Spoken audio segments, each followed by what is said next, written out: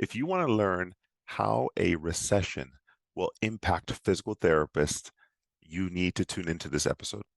Hi,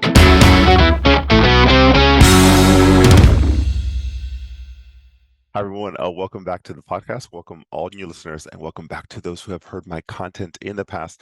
If you want to learn how a recession will impact physical therapists, you need to tune into this episode.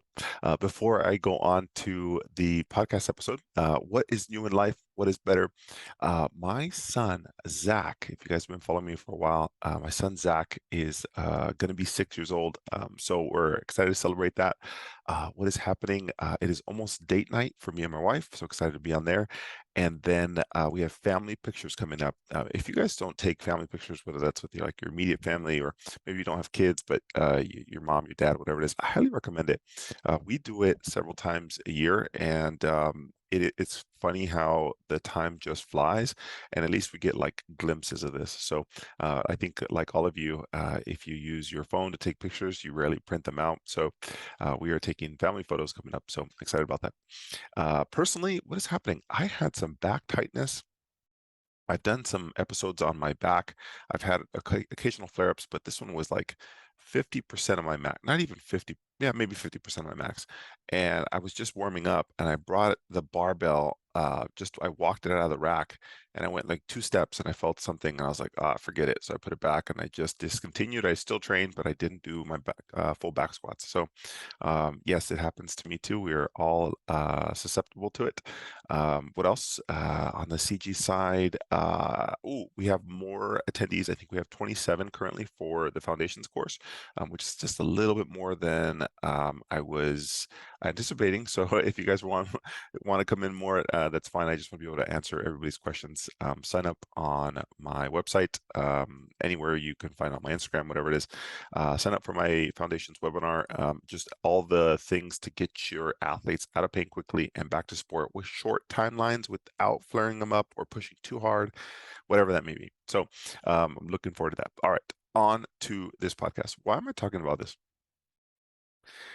All right, so there, I want to have a real conversation with anybody out there who's a physical therapist who is hearing like things on media, seeing things on Instagram, YouTube, whatever it is, and as I don't enjoy social media as much as others might think. I try and spend as little time there as possible, and there's been just a lot of content being produced about a possible recession, and I don't want to negate that. I don't want to discount that, but I want to be able to have a conversation with the same conversation that I would have with either my wife, my team, anybody that might be in a scenario where they're questioning, like, how does that impact my professional career? How does it impact what I'm going to be doing, how I'm going to be doing it for the community? Like, what happens during that time? Maybe this is a big event in your life. Maybe this is the second time you've experienced something like this. Maybe COVID in 2019, 2020 made an impact on your professional career, and either positive or negative. And so this could be another one. And so I just want to like have that discussion and just kind of give you guys some pointers on what to look for and how does that change your path. And the good news is not a ton, and I'll explain a little bit more as we go on to the podcast. But after having the discussions, I felt like somebody mentioned, why don't you just share this with everybody? Because I think it's real. I think it's something that I think people can relate to, and it helps us all put ourselves in perspective in terms of like what to anticipate. So here we go. Now, I am not your financial advisor. I'm not an economics expert. I'm just telling you, I'm a physical therapist, and I'm trying to give you direction in your professional development. And along that journey, you're going to have things in and out of your control. And so if this does happen, this is out of your control. But what you can do is stay laser focused on what you really have control over. And so that will be a big piece of what we're talking about today. And so whether you haven't heard of this, well, welcome to the world. If you have and you're concerned, this is perfect for you. All right, let's talk about this. So What I'm talking about today is not just like, I'm not talking about neuro PT, I'm not talking about acute rehab, I'm not talking about pediatric rehab. I'm focusing today on all the listeners, all the people who want to be a sports expert, an ortho sports PT. Now what I'm talking about here is typically people who work for a for-profit institution. They're in a outpatient ortho sports setting, and the reason why is because hospitals and not-for-profits might manage this as just a little bit different. And so, but talking from an orthopedic background, whether that's pro sports or that's working for not necessarily a college, you might be a little, might not have any change in your career, but those working in outpatient ortho or for-profit or serving the community, that's the concepts I'm going to be talking about today. So if you're in that domain, then this definitely impacts you. But the concepts, if you're not in those settings, the concepts still are going to help you tremendously. So there's a couple things that really get affected when there's economy challenges. And so food and healthcare are two things that they stay pretty consistent, right? Like some people might not dine out so much, but they still need like normal, like day-to-day food. They need eggs, they need milk, they need all these other things. So we're not talking about food. We're not in the food industry. Yes, we still have to pay for our bills, but that's one thing that typically will continue to be needed during any form of whether that's COVID or whatever it is. It's during any economic change. The second is healthcare. People still get sick. They still have heart attacks. They still have strokes. They still sprain an ankle. They still go run. They still like go mountain climbing. They still do things, right? Like healthcare will always be needed, despite what happens. And sometimes it heightens it, like COVID in 2020, it heightened that healthcare need. And this, if it's an economic change, healthcare still remains a priority. So those are the bases. We're talking about a like outpatient setting, sports setting, and knowing that healthcare will always be needed in some form or fashion. So there's a lot of lessons I learned through COVID-19. Now, for those who don't know, I own sports performance physical therapy in San Diego, California. We're a multi-location health and wellness facility, and COVID really taught me a lot as a physical therapist, as a business owner, as a husband, as a person, as a human. And the thing I learned from professionally that really has been a huge um, uh, positive impact in how I communicate with people and the people I mentor, the physical therapists that I mentor, the physical therapists that I see, is that there's a couple things that people needed more than ever during COVID. And I think a lot of you will shake your head when you hear this, but I think we all learned that the majority of us realized that community was so important to us. Yes, some of us built, home garages, or sorry, garage gyms, and at your home or whatever it is, and you maybe built them in your backyard, or you added, more equipment to your house, and you used work that to work out during this time where you couldn't, you were kind of isolated, and you were out with people. And what we realized is, even now going back, some of those individuals are now selling that equipment because they can go back to being with communities, whether that's like an F45 or an Orange Theory or CrossFit or whatever it is, or maybe going to the global gym with your friends. So no matter what, we all need community, right? No matter who we are, there's just a human nature aspect of us. And some of us like to be by ourselves. I'm totally fine with that. But in general, we need communities. That's why there's schools, that's why there's teams, that's why there's professional sports, that's why, even in individual sports, there's still teams, there's coaches, there's other athletes. That's why there's families, there's communities, there's internal communities and external communities. And because of that, people will always need that. So that's one thing I realized. Number two is that people during this challenge in 2020 and 21 leading up to today, there was a lot of people who experienced a lot of challenge with mental health. All of us did in some form or fashion. And what we realized is some of those individuals had challenges with mental health because they couldn't be part of a community. They couldn't exercise. They couldn't release those endorphins. They couldn't do those things. And it impacted their mental health, whether that was the community aspect of it, or number two, that directly impacts us, is exercise. And that we've all been hangry, right? We've all been hangry, but there's a form of that that is, if you know you're not exercising, you know you feel really bad about yourself. You know you are not yourself. You know that you're grumpy. I don't know what the term would be, exercise hangry, right? So if you're exercise hangry, that's a big deal to you. As a clinician, yes, you help people like stay active, fit, and healthy, and all these other things. But ultimately, like if you're not happy, it's very hard to service other people. So for that reason, you know, exercise internally is a big portion of your life and your like who you are, your identity. So the lessons I learned from COVID directly impact if there's an economic like downturn or if there's a recession, it's going to be the same challenge in a different way that people's mental health will still be challenged. Why? Because there's uncertainty. Anytime there's uncertainty and chaos, people start thinking random different things. They get concerned. And anytime that a physical therapist comes to me for any challenges, right? Like, this patient, this athlete couldn't get better. I couldn't do this. I flared them up. I did this. Okay, hold on. The reason why they're coming to you, to me, as a mentor is because they feel uncertain about a decision. My job is to summarize, take that information in, and focus in on giving them certainty so they have a plan to execute moving forward. And that's what patients and athletes come to you for, especially during a time of uncertainty and chaos.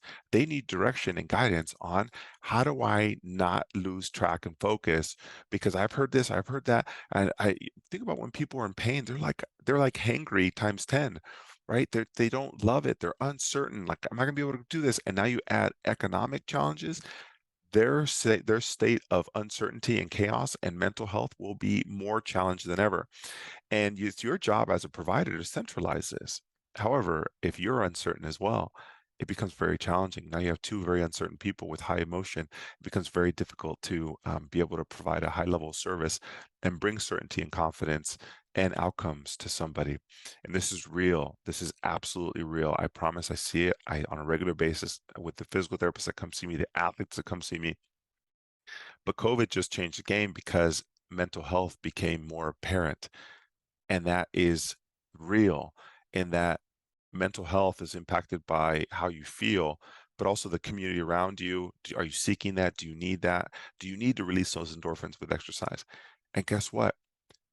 I'm telling you now that no matter what, even during an economic downturn or a recession, people are still going to want to be active and healthy, even more so because they know that that's the thing that helps their mental health.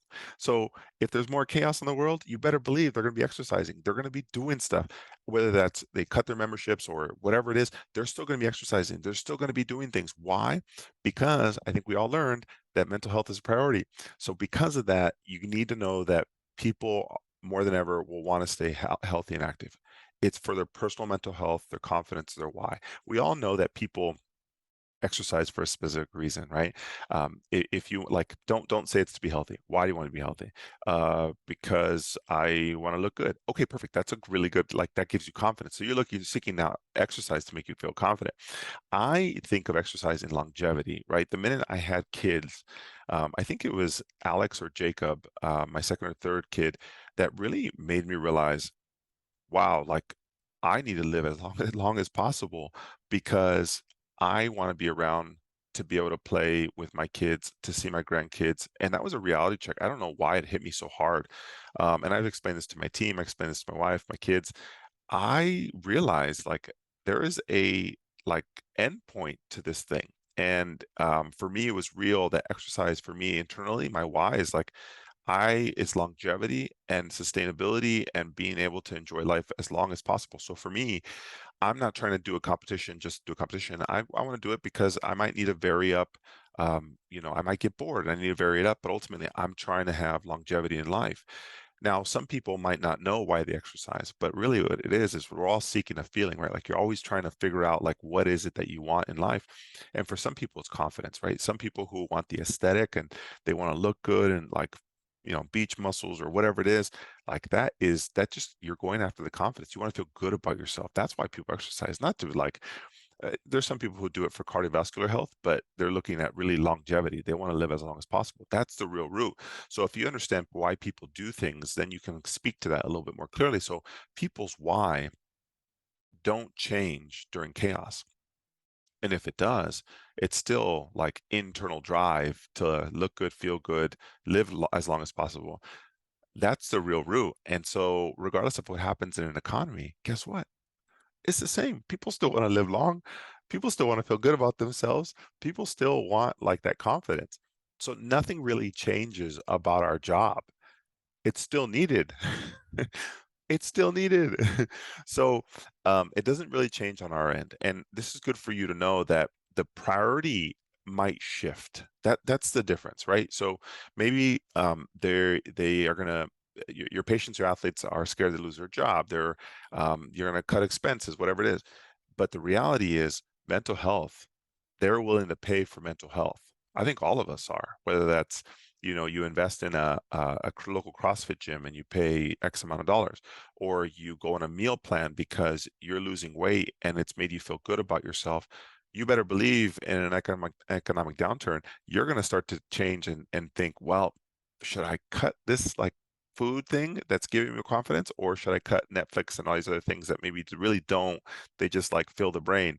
Some people are going to decide on those things, but I think that people's mental health is now of huge value to them.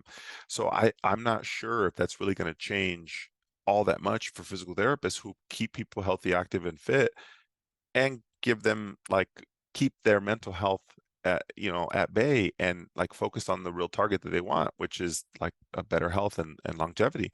So if you see it from that perspective, you're like, oh, all right, now like that makes me feel good, like I'm on the right track, and now I know that. So your view of how things are going to change is just the simplicity of like the reality of the situation. So if that doesn't really change on our end, like how does it change with who you're servicing and how you're going to service your patients or athletes? Now, first and foremost, I think you have to acknowledge like, okay, you still have like job security in the healthcare field, like because that's still needed. Food and healthcare is still going to be needed. Now, the challenge you're going to have is I think you have to be honest with your patients and athletes, and like let them know that you got to understand why they're exercising, why they're doing their things, and have the discussion like, like all I want to do is just keep you moving and keep you exercising. But I think having that discussion of like why they exercise, and for some of them it's a confidence booster. For some of them it's like that, they want to be able to like look good in the mirror. They want to like they have a wedding coming up or whatever it is. For that reason, like those are the real root of the talks, of the conversations. And I think you have to have that conversation. I'm very, very honest with patients, athletes, team members, physical therapists, whatever it is, and that I appreciate that if you can have a real, genuine conversation, people appreciate that more. I think that when you have this, when you don't have to identify or hit the elephant like in the room head on, there's two different people. It's like dating somebody, but not having the conversation of are we serious or not? If you ever dated somebody and you're like, I'm kind of into you, and this person's like, I'm really into you too, but nobody wants to say it because they're concerned the other person's like going to be offended, or maybe they're like, maybe they don't like me, and if I say it too fast, they're going to like be scared and this and that. And I think with a lot of clinicians, having that conversation of like, listen, you haven't been doing your stuff. You like having a hard conversation is a healthy thing in the right context, at the right time, with the right message and the right delivery. So I'm very, very honest, and I'll tell, patients, athletes, hey, listen, I understand that you won't be able to come see me twice a week anymore, but listen, I would really love to keep you once a week, if not twice a week max. I don't want you to let you go too far, because I know how important exercise is to you, and I know you've been making gains. I know that you have a competition, or I know you've been losing weight, and I want that to stay focused. I know it's a high priority for you, for your mental health, for like your confidence and everything that you've disclosed to me. So for that reason, I think if you go out more than 2 weeks or you go out more than a month, I think you'll lose momentum, and then I don't want you to restart. So that's completely up to you. And that conversation is a really healthy conversation. I love having that with athletes because it's real, and there's nothing. You're having that confidence, that discussion of, are you going to see me, or I'm not going to see you, and it's very, very tough for clinicians sometimes. And I think that acknowledging it first and knowing that what's happening in this world could affect their mental health, and they're going to still need fitness, health, and activity to like satisfy that, to like fulfill that internal drive. And I think that if you know that you're helping people during this potential rough time in their life, you're supporting them and improving their mental health, their confidence, so they can be happy in their life and feel grounded despite the chaos. Think about that. You're helping somebody go to the gym regularly. Maybe they have shoulder pain and they're having pain with like shoulder pressing, or they're a swimmer and they're having neck pain when they like breathe to the right, or they're a gymnast and they're having ankle pain. You better believe that exercising and continuing the routine of health and fitness will be the one thing that keeps them grounded during chaos on this planet. So that is your job, is to keep them moving and get them to a point where they're pain-free, independent, manage their own programs, and to a point where they're on the course and they're staying the course. So if you understand that your job is to keep them focused and laser focused and achieving their goals and creating independence in them, then you know you're doing it for the right reasons, that you're there to help them stay laser focused in a time where they can lose sight of what their like internal focus is, and that's to stay healthy, fit, and active, develop the confidence, increase their life longevity, and ultimately just keep them grounded during that time. Now, if you're not grounded and you're not, taking care of yourself, and you're not fit, healthy, or whatever it is, and you have a lot of uncertainty in your head, guess what? You're bringing it right to them. Guess what? They're not going to want to like continue with you. And I think that's real. That is absolutely real. I've seen it. I've noticed it with the physical therapists that I mentor all over the country. This is what they're telling me. Like people are leaving me. I understand that. However, I think that you can just stay laser focused on what you do for people. Understand that they want it and they need it, but I think that you have to understand it first. You have to be grounded and confident in yourself. So the change in this economy, the potential change in an economy can bring uncertainty, right? And that's real. That's the truth. But if your job is your rock, think about that, right? Like, I'm guilty of this as well. On weekends, I think we all like we change our routine Monday through Friday. We're crushing the gym. We like eat right. Like we have a really good sleep routine, and then the weekend comes and it's a complete disaster. Why? Because you're off of like normal routine. You don't wake up at the same time. You don't eat the same breakfast. You don't go to the gym at the exact same time. You actually dine out, go out with friends. So it changes your routine.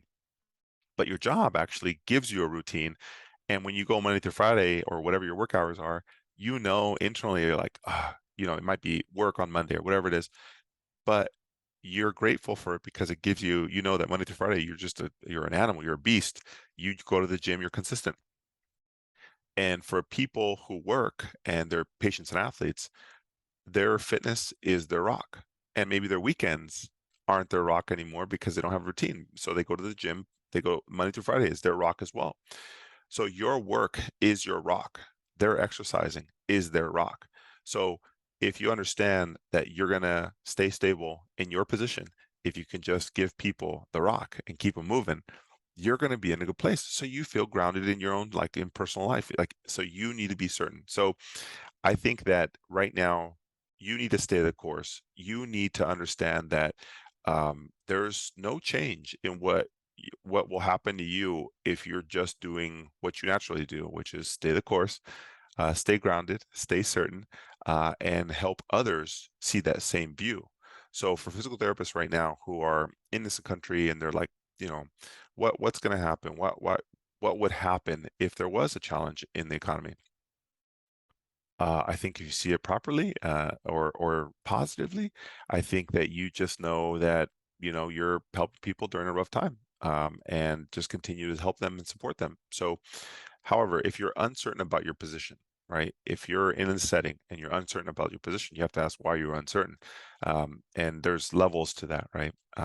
But to give you more certainty, I think you stay the course.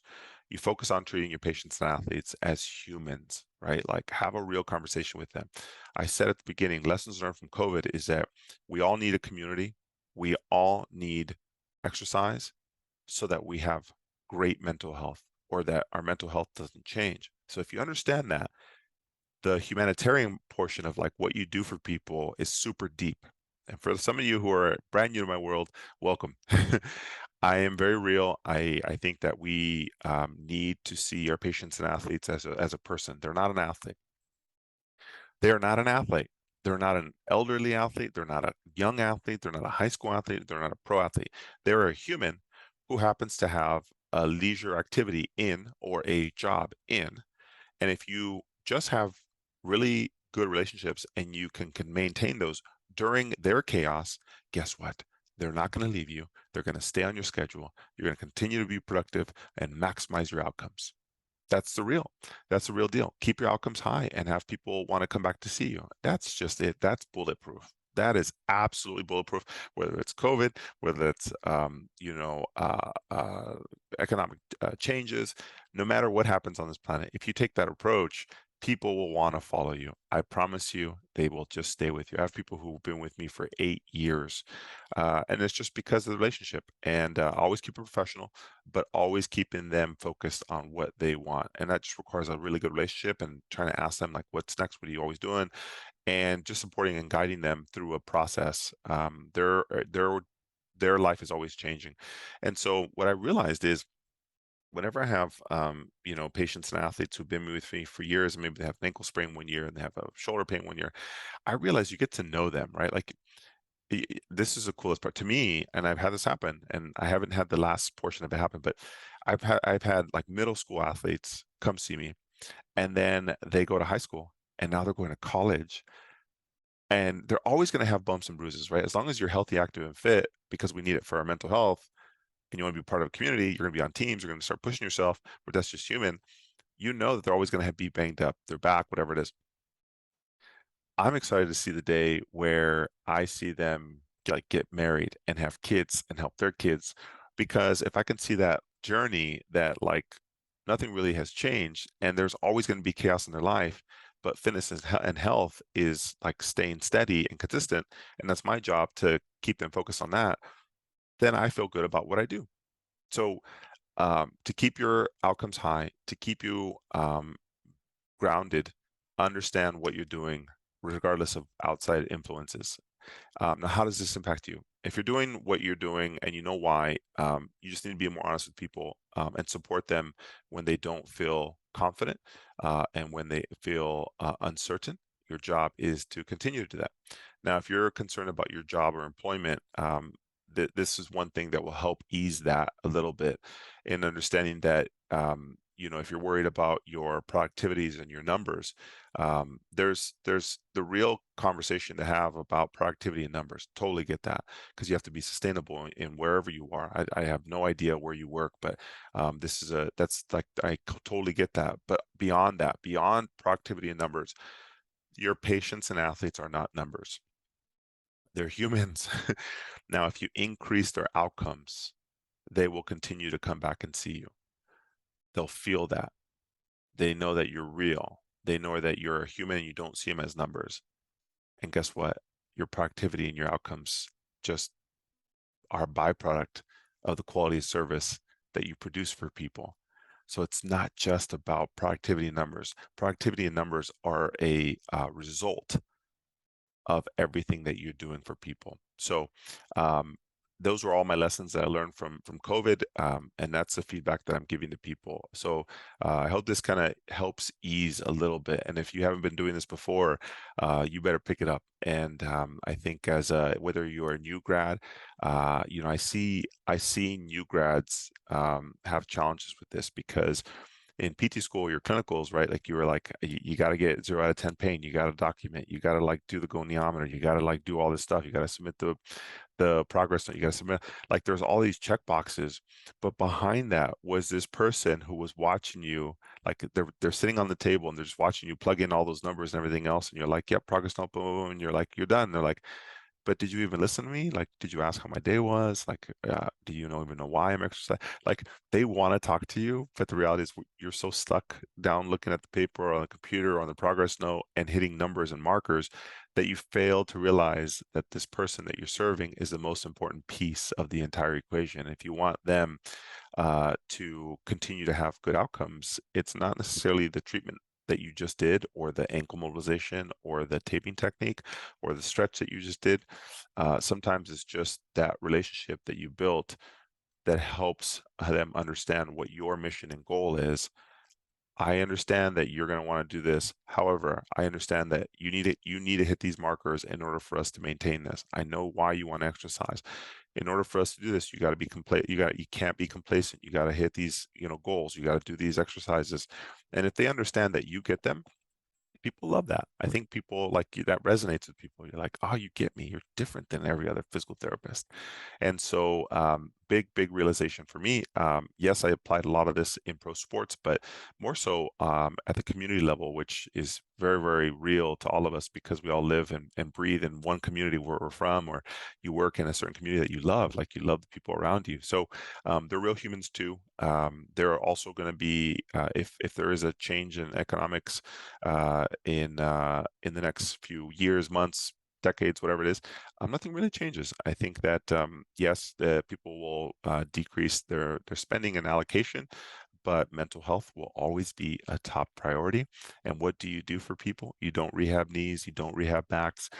You give them confidence and certainty to continue on the path that they need to be successful with maintaining a certain fitness and exercise lifestyle, so that they continue to compete in CrossFit, swimming, bodybuilding, whatever it is, and that way they can continue to enjoy their mental health and live life to the fullest, and they truly live their best life. So I hope that helps wherever you are.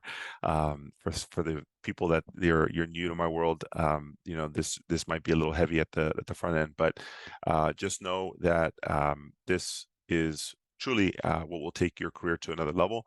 You being able to be just a really good clinician, but more so just a great human, and helping people understand that how you can help them long term. So wherever you are in this world, I hope that you're doing fantastic, and I'm excited to see you at my Sports PT Foundation's webinar, September 6th, 2022. That's all via Zoom. If you need to, go ahead and register on my website, drchrisgarcia.com, or on my link in bio on Instagram, Chris Garcia DPT, and I will see you there. Otherwise, keep crushing it, and I hope that you're staying grounded in your community and exercising and having a great state of mental health. All right, take care.